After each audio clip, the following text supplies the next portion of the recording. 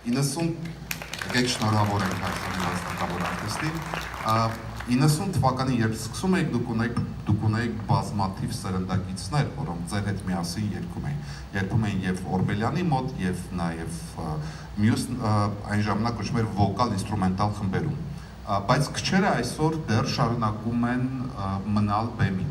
Ձեր կարծիքով ինչպես պատահեց, որ 35 տարի դուք դեռ ակտուալ եք։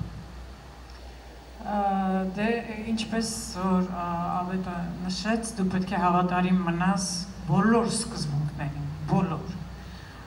Ինչով սկսել ես, այնպես էլ շարունակես։ Եվ եթե Այդ երևի բայց ամենադժվար բանն է, չէ՞։ Դժվար է, մեր ձևակերպել դժվար է իրականացնել։ Շատ դժվար է, որովհետև եթե վերցնենք բիզնես մտածողությունը, բիզնեսմենը վերցնում է ինչ-որ ապրանք, դա մեծացնում է, իր բիզնեսը մեծացնում է, հետո վաճառում է անպայման, հետո նոր բիզնես է սկսում, մեզ մոտ հնարավոր չի դա վաճառել, մենք պետք է մեր բիզնեսը անընդհատ զարգացնենք, ու քանի որ մեզ մոտ ամենի նյութը նույնն է, մատերիալը, այսպես ասած, ձայնս նույնն է, տեսքս մի քիչ նույնն է,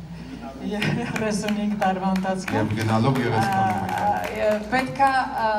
համահունչ գնաս ժամանակին, բնականաբար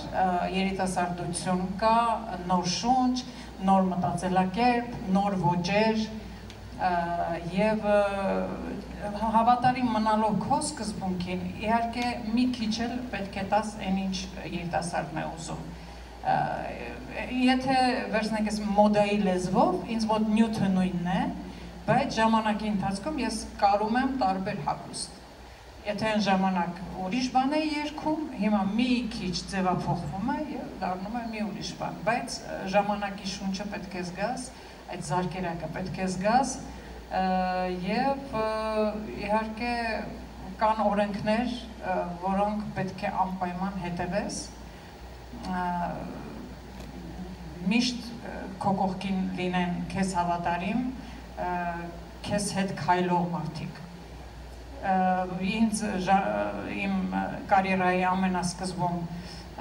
ուղեկցել է Արտուրը Գրիգորյան, բոլորս գիտենք այդ մարդուն եւ մոռանալ անհնար է, ոչ միայն իմ կարիերայի, հազարավոր մեր երգիչներ, որ ասում եմ, իսկապես հավատացեք, հազարավոր երգիչ, երգչուհիներ, այո։ Եվ պետք է լինեն այն մարդիկ, ովքեր միշտ հավատարիմ են քո կողքին։ Դավաճաններին պետք է չպահել կողքիդ, որպեսզի Հասկանալի է։ Հրաչ, ասացեք խնդրեմ, դուք սկսել եք որպես հեռուստատեսային ռեժիսոր, հետո որպես հեռուստահաղորդումների ռեժիսոր, հետո ֆիլմերի ռեժիսոր, հետո թատերական ներկայացումների ռեժիսոր։